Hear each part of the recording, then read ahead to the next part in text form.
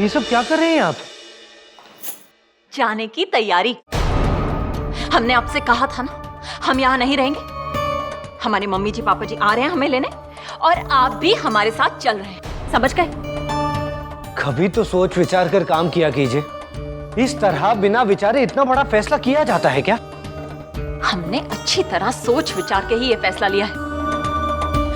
इसी में हमारी और हमारे होने वाले बच्चे की भलाई है। हम तो जा रहे हैं बस। अब आप देख लीजिए कि आप साथ चल रहे हैं या नहीं। इस तरह हम कैसे जा सकते हैं इस घर को छोड़कर? इस परिवार के प्रति हमारी भी कोई जिम्मेदारी बनती है। और अपने बीवी और बच्चे के प्रति कोई जिम्मेदारी नहीं। हाँ, आप तो सारी जिम्मेदारी बस अपने परिवार के प्रति ही निभाना जानते हैं ना। बताइए, आज तक आपने हमें कौन सा सुख दिया है? अरे आप चाहते तो हम दोनों एक साथ शहर में खुशी खुशी रह सकते थे, पर नहीं। अपने परिवार वालों का पेट पालने के लिए आप सप्ताह में 6 दिन हमसे दूर रहते। अरे कम से कम ऐसे समय में जब हम आपके बच्चे की माँ बनने वाले हैं, तब तो हमारा कुछ ख्याल कीजिए, या फिर कह दीजिए कि आपके लिए आपके बस माँ बाप बहन वही अपने हैं, बीवी और बच्चे तो पराए हैं।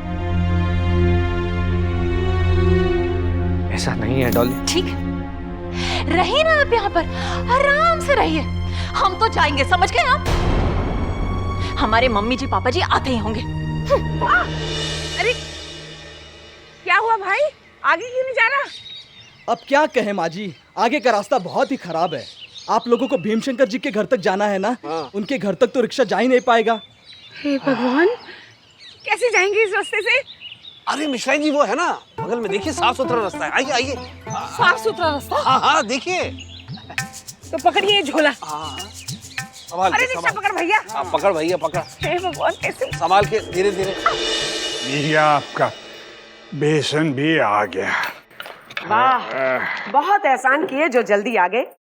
1 आध घंटे के बाद ही आ जाते। हाँ, थोड़ी तो फुर्ती लाइए ओहो, हम भी बेकार में बोल रहे हैं।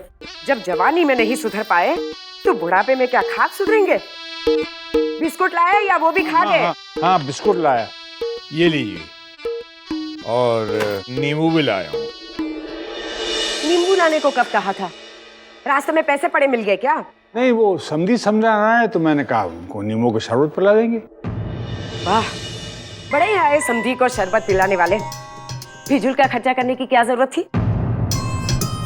बर्फ के बिना शरबत बनेगा कैसे? बर्फ आ रही है ना, छुटकी ला रही है बर्फ। यूं कहिए खुद शरबत पीने का मन है और नाम ले रहे हैं समधी जी का। चलिए हिसाब निकालिए।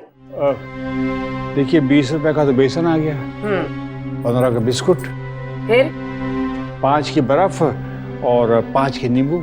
और बाकी के 5 रुपए लाइए, निकालिए।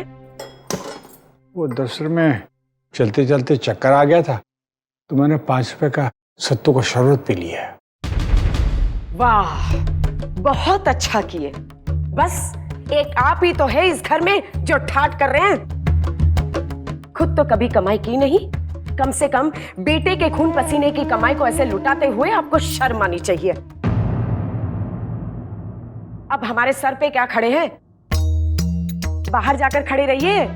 अरे महारानी के माँ बाप किसी भी क्षण पधारते होंगे, उनका स्वागत गान नहीं करेंगे क्या?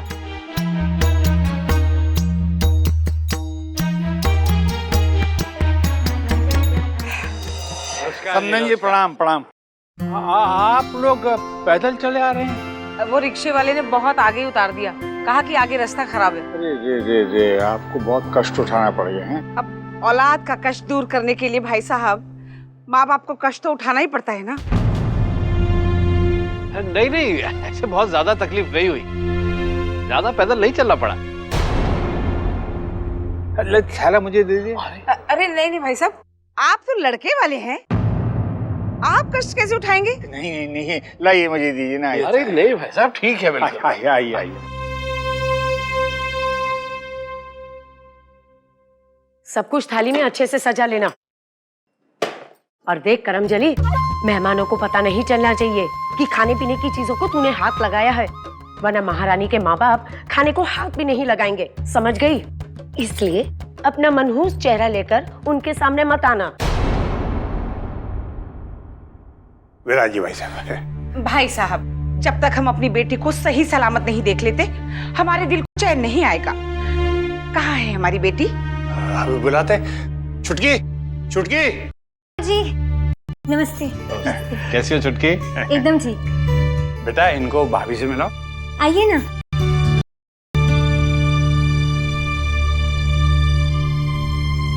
विराजी भाई साहब। हाँ। हाय।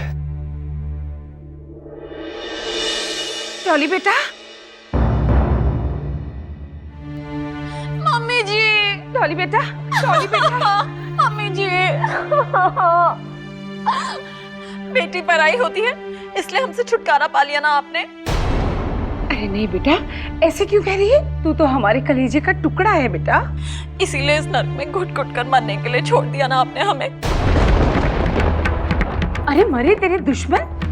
देख बेटा, हम आ गए हैं ना, सब ठीक हो जाएगा, तू बिल्कुल फिक्र मत कर। हमें यहाँ से तुरंत ले चलिए मम्मी जी। अब हम एक पल भी इस नरक में नहीं रह सकते।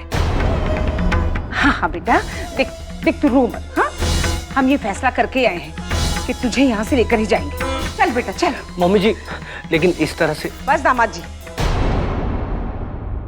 डॉली ने हमें फोन पर सब कुछ बता दिया है। अरे हम इतने गिरे हुए खानदान से भी नहीं हैं कि अपनी बेटी की शादी कर दी तो उसे भूल जाएं। ये आज भी हमारी बेटी है और हम अपनी बेटी को इस नरक में यूं घुट घुट कर जीने नहीं देंगे।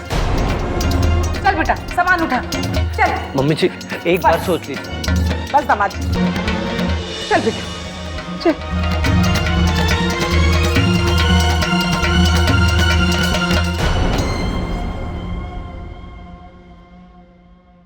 अम्मा, अम्मा सुनो, वो लोग जा रहे हैं। जा रहे हैं? क्या मतलब? लेकिन अभी तो आए थे, अचानक क्यों जा रहे हैं? वो अरे इस कलमुही को क्या देख रही है, पता ना। भाभी ने अपनी अम्मा को सब कुछ बता दिया है। वो लोग भाभी को अपने साथ लेकर जा रहे हैं।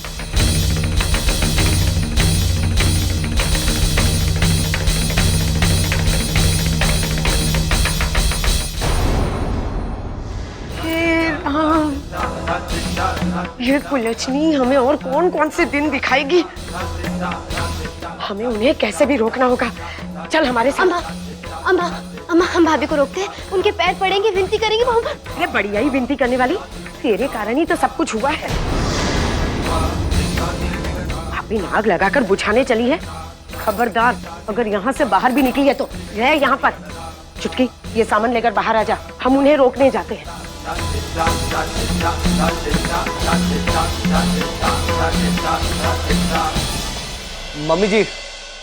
मम्मी जी मान जाइए ना।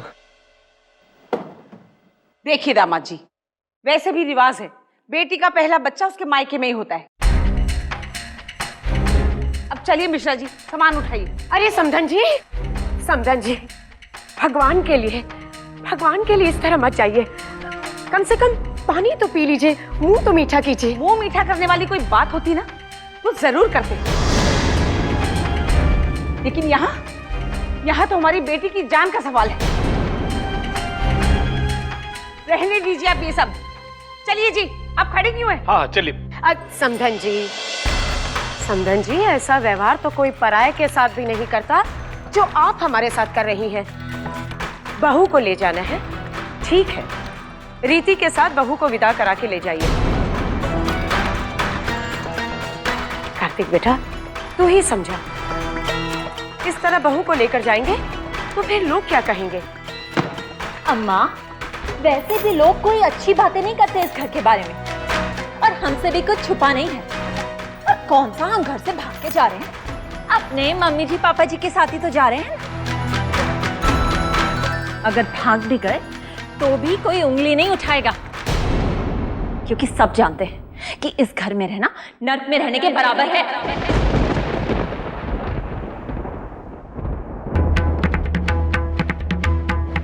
ये क्या कह रहे हैं आप? तो क्या गलत कह रहे हैं? इस नर्क में एक एक सांस घुट घुट कर लेते हैं हम। हमेशा डर सताता रहता है, पता नहीं कब वो नागिन डस लगी।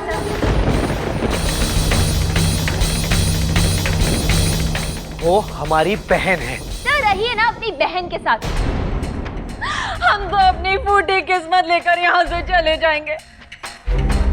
अरे किस्मत फूटी थी तभी तो ऐसी ननद सर पे पड़ गई जिसका मुंह देखना भी पाप है, पाप।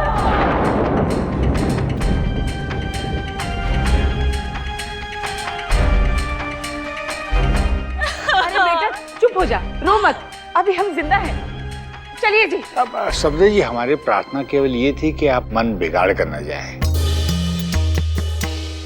समझी जी, ठीक है, आप बहू को ले जाना चाहते हैं ले जाइए, आपका अधिकार है। लेकिन वह ने अभी अस्पताल से आई है, कुछ दिन आराम कर लेती तो। हाँ मम्मी जी, इतनी हड़बड़ी में इन्हें ले जाने का फैसला मत लीजिए। हाँ हाँ मम्मी जी, हमारे मरने का इंतजार कीजिए। आप हमें यहाँ पे इसलिए ही रखना चाहते हैं ना जी? ऐसी बातें कर रही हो बहू, भला यहाँ तुम्हें कौन मानना चाहेगा? कितनी बार कहें आपकी वो शापित बेटी गंगा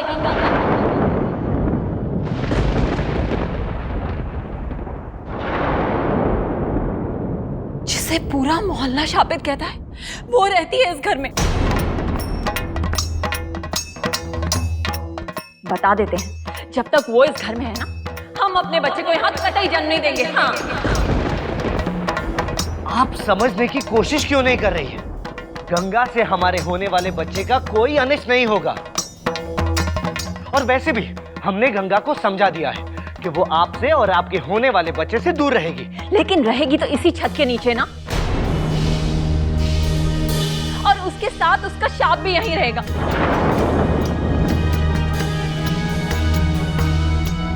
फिर हम उसके शाप से कैसे बच पाएंगे? जवाब दीजिए।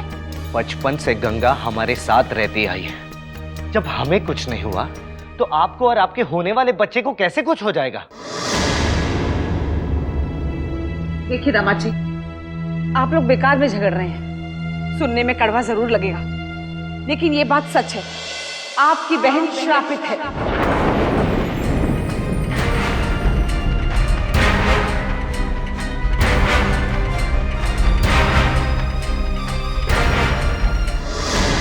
और हम ये कभी नहीं चाहेंगे कि आपकी बहन का श्राप हमारी बेटी या उसके होने वाले बच्चे पर हो। और हमारी बेटी तब तक इस घर में पाँव नहीं रखेगी जब तक आपकी वो श्रापित बहन इस घर में विराजमान है। जब तक आपकी वो श्रापित बहन इस घर में विराजमान है।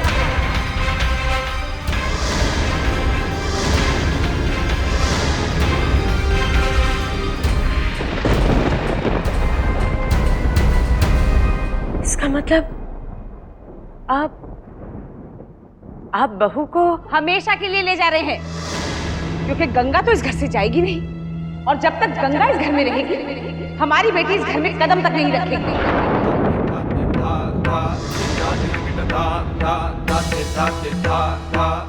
अब आपको बेटी और बहू में से किसी एक को चुनना होगा, समझो।